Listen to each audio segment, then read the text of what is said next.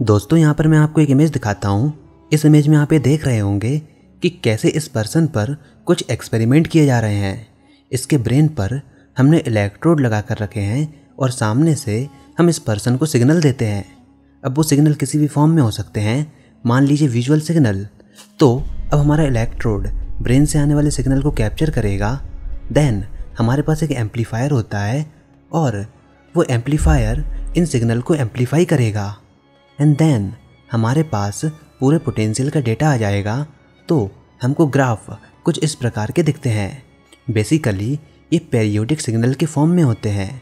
But यहाँ पर सबसे ज़्यादा डिफ़िकल्ट टास्क ये है कि आखिर हम इन सिग्नल की प्रोसेसिंग कैसे करें, आई मीन फ़िल्टरिंग कैसे करें, क्योंकि हमारा ब्रेन एक समय में कई सारी चीज़ों के बारे में सोच रहा होता है, जिससे कि हमारे आउटपुट सिग्नल में काफ़ी ज़्यादा नॉइज़ आ जाती है। एंड देन उसमें से हमको ये फाइंड आउट करना है कि आखिर वो कौन सा सिग्नल है, उसकी पेरियोडिसिटी क्या है जो कि विजुअल सिग्नल को रिप्रेजेंट करती है। तो इस चीज़ के सल्यूशन के लिए हमारे सामने आती है मैथमेटिक्स, और मैथमेटिक्स की वो ब्रांच जो कि इन सारी चीज़ों के साथ डील करती है उसको हम बोलते हैं सिग्नल प्रोसेसिंग। एंड ये साइंस एंड इंजीनियरिंग में पूरा एक वास्ट फील्ड है। अब वैसे किसी सिग्नल में से कोई भी रिपीटेड कंपोनेंट को निकालने के लिए फोरियर एनालिसिस काम में आती है, जिसके ऊपर मैं पहले भी एक डिटेल वीडियो बना चुका हूँ। लेकिन अब मैं आपको यहाँ पर इंडियन मैथमेटिशियन रामानुजन के कंट्रीब्यूशन को बताता हूँ। रामानुजन का वर्क, रामानुजन के मैथमेटिकल फंक्शंस सिग्नल प्रोसेसिंग में काफ़ी ज़्यादा एसेंशियल हैं। इनफैक्ट ये फोरियर एनालिसिस से भी बेटर काम करते हैं उस रीजन में जहाँ पर सिग्नल की पीरियोडिसिटी काफ़ी शॉर्ट हो। अब ये जो सिग्नल हैं वो कुछ भी हो सकते हैं, कोई स्पीच हो सकती है, या फिर कोई म्यूज़िक हो सकता है, या फिर विजुअल इनपुट हो सकता है, या फिर कोई भी रिसर्च ओरिएंटेड प्रॉब्लम हो सकती है, जैसे कि डीएनए या फिर प्रोटीन सीक्वेंसिंग। इन सब की सीक्वेंसिंग, इनकी पेरियोडिसिटी को प्रोसेस करने में रामानुजन फंक्शंस काफ़ी ज़्यादा हेल्पफुल हैं। अब इसका फ़ायदा क्या हो सकता है, मान लीजिए कोई पर्सन विजुअली इम्पेयर्ड है, देन रामानुजन के मैथमेटिक्स की हेल्प से हम उस पर्सन के लिए एक एंटायरली न्यू वर्ल्ड क्रिएट कर सकते हैं। और हाँ, इस चीज़ पर काफ़ी ज़्यादा तेज़ी से काम भी हो रहा है और आई थिंक ये फ्यूचर में 100% एक्यूरेसी के साथ भी काम करेगा। खैर, इस एग्जाम्पल से मैं मैथमेटिक्स में रामानुजन की इम्पोर्टेंस का आइडिया देना चाहता हूँ। 1900 के टाइम पर जब रामानुजन ये सारे मैथमेटिकल फंक्शंस बना रहे थे, क्या तब उनको ये आइडिया था कि उनकी ये मैथमेटिक्स फ्यूचर में इतनी ज़्यादा हेल्पफुल होने वाली है? क्योंकि उस टाइम पर सिग्नल प्रोसेसिंग जैसा कुछ नहीं होता था, डीएनए या बायोटेक्नोलॉजी में कोई भी काम नहीं था। बट नाउ उनके द्वारा बनाए गए फंक्शन का यूज़ हम आज की टेक्नोलॉजी में करते हैं। इस बात से आप अंदाज़ा लगा सकते हो कि रामानुजन अपने टाइम से कितने ज़्यादा आगे थे। खैर, अभी वीडियो में आगे बढ़ने से पहले मैं आपकी मुलाकात रामानुजन के सबसे इम्पोर्टेंट फंक्शन से कराता हूँ। इसको कहा जाता है मॉक थीटा फंक्शन। पर मॉक थीटा फंक्शन को जानने से पहले मैं आपको लेकर चलता हूँ 1919 के टाइम पर, जब रामानुजन अपने जीवन का आखिरी समय बिता रहे थे। असल में हुआ क्या था कि जब रामानुजन इंग्लैंड में हार्डी के साथ काम कर रहे थे, तो वहाँ पर उन्होंने 30 पेपर्स को पब्लिश किया। साथ ही साथ वो रॉयल सोसाइटी में भी शामिल हुए। लेकिन वहाँ के कोल्ड वेदर के कारण रामानुजन की हेल्थ काफ़ी ज़्यादा ख़राब हुई, और जब वो इंडिया वापस आए तो अपने कुछ अंतिम दिनों में उन्होंने हार्डी को अपना एक आखिरी लेटर भेजा, जिसमें उन्होंने एक मैथमेटिकल फंक्शन का जिक्र किया था जो कि थीटा फंक्शन के जैसा दिखता था। दरअसल श्रीनिवास रामानुजन को किसी भी इंटीजर को अलग अलग टुकड़ों में तोड़ना, यानी कि पार्टीशन करने के लिए काफ़ी ज़्यादा जाना जाता था। फॉर एग्जांपल इंटीजर 3 को आप लिख सकते हो 1 + 1 + 1 या फिर 2 + 1। लेकिन अगर हमारा इंटीजर काफ़ी ज़्यादा बड़ा हो जाए, देन इसको पार्टीशन करना थोड़ा मुश्किल हो जाएगा।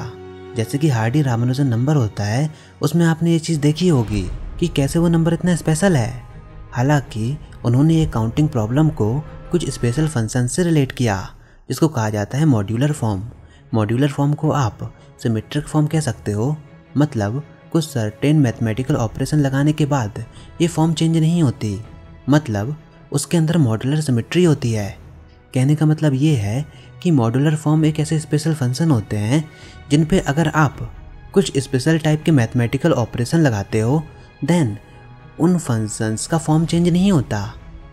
1919 में भेजे गए उनके लेटर में उन्होंने मॉक थीटा फंक्शन का जिक्र किया, जो कि दिखने में मॉड्यूलर लगता है। अब जैसे कि जो हमारे पास ट्रिग्नोमेट्रिक फंक्शन होते हैं, जैसे कि सिंपल साइन या फिर सिंपल कोसाइन फंक्शन, उनका अगर आप ग्राफ देखो तो उनके पास रिपीटिंग पैटर्न होता है, जैसा कि आप यहाँ पर देख सकते हो। बिल्कुल इसी तरह थीटा फंक्शन के पास भी रिपीटिंग पैटर्न होता है, लेकिन इनका रिपीटिंग पैटर्न सिंपल साइन या फिर कोसाइन वेव जैसा नहीं होता, ये काफ़ी ज़्यादा कॉम्प्लेक्स होता है। और थीटा फंक्शन सुपर सिमेट्रिक भी होते हैं, मतलब अगर हम उसमें कुछ स्पेशल टाइप के मैथमेटिकल फंक्शन लगाएं, जैसे कि मोबियस ट्रांसफॉर्मेशन, देन वो फंक्शन चेंज नहीं होगा। अब थीटा फंक्शन के सिमेट्रिक होने के कारण इसका मैथमेटिक्स एंड फिजिक्स में कई सारी जगहों पर यूज़ होता है, जैसे कि स्ट्रिंग थ्योरी जैसे एडवांस टॉपिक में। आप यहाँ पर थीटा फंक्शन के विजुलाइजेशन देख सकते हो। अब रामानुजन ये मानते थे कि इन्होंने ये जो 17 न्यू फंक्शंस को डिस्कवर किया, ये मॉक मॉड्यूलर फॉर्म में है, यानी कि दिखने में तो ये थीटा फंक्शन जैसे ही हैं, मतलब इनका कॉफिशिएंट बढ़ता जाता है जैसे कि थीटा फंक्शन का बढ़ता है, लेकिन ये सुपर सिमेट्रिक नहीं होते। रामानुजन बताते थे कि ये जो मैथमेटिकल फंक्शन हैं, उनको ये पैटर्न उनके सपने में नमयग्री देवी बताती हैं। हालांकि वो इसको प्रूव करना तो चाहते थे, लेकिन उनकी ख़राब हेल्थ के कारण इसको प्रूव करने से पहले ही उनकी डेथ हो गई। और जो लेटर उन्होंने हार्डी को भेजा था, वो मैथमेटिकल वर्ल्ड में ओपन प्रॉब्लम बनी रही 90 सालों तक। लेकिन एमोरी यूनिवर्सिटी के मैथमेटिशियन केन ओन ने इस मॉक थीटा फंक्शन को प्रूव कर दिया कि mock theta function modular form जैसा ही है, लेकिन इसके अंदर कुछ प्रॉपर्टीज़ नहीं हैं, जैसे कि सुपर सिमेट्री। अब जैसे जैसे हमने साइंस एंड मैथमेटिक्स में प्रोग्रेस किया, उनके वर्क का रेलिवेंस उन फील्ड्स में भी पाया गया जो कि उस समय तक एग्जिस्ट भी नहीं करती थी। एरियाज जैसे कि कंप्यूटर साइंस, इलेक्ट्रॉनिक्स, इंजीनियरिंग, यहाँ तक कि ब्लैक होल की स्टडी तक में भी इनके द्वारा बनाई गई मैथमेटिक्स से बेनिफिट लिया जाता है।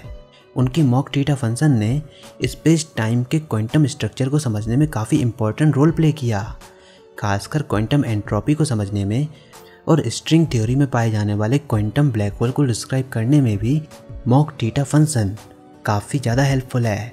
मतलब यहाँ पर आप ये देख सकते हो कि उनके द्वारा किए गए सिंपल मैथमेटिकल कैलकुलेशन का यूटिलाइजेशन अभी कितने बड़े बड़े एप्लीकेशंस में हो रहा है। अभी यहाँ पर सबसे अजीब बात यह है कि रामानुजन बिना किसी कैलकुलेशन या डेरिवेशन के डायरेक्टली रिजल्ट बता देते थे, और उनका ये कहना था कि उनको ये सारे प्रूफ एंड स्टेटमेंट उनके सपने में उनकी कुल देवी बताती हैं। उनके सपने में मैथमेटिकल फॉर्मूले आते थे। अब ये सुनने में थोड़ा अजीब लगता है, लेकिन अगर हम इतिहास में देखें तो केवल रामानुजन ही नहीं, बल्कि काफ़ी बड़े बड़े इन्वेंशन सपनों में आने वाले थॉट्स के द्वारा ही हुए। जैसे कि डिमिट्री मेंडलीव, जो कि पीरियोडिक टेबल के क्रिएटर हैं, उनका ये क्लेम था कि पूरी एंटायर पीरियोडिक टेबल उन्होंने अपने सपने में देखी थी। इनफैक्ट उन्होंने ऐसे एलिमेंट्स को भी देखा जो कि उस समय तक डिस्कवर भी नहीं हुए थे। ऐसे ही एल्बर्ट आइंस्टीन भी थॉट एक्सपेरिमेंट किया करते थे अपनी ग्राउंड ब्रेकिंग थ्योरीज को सामने लाने के लिए।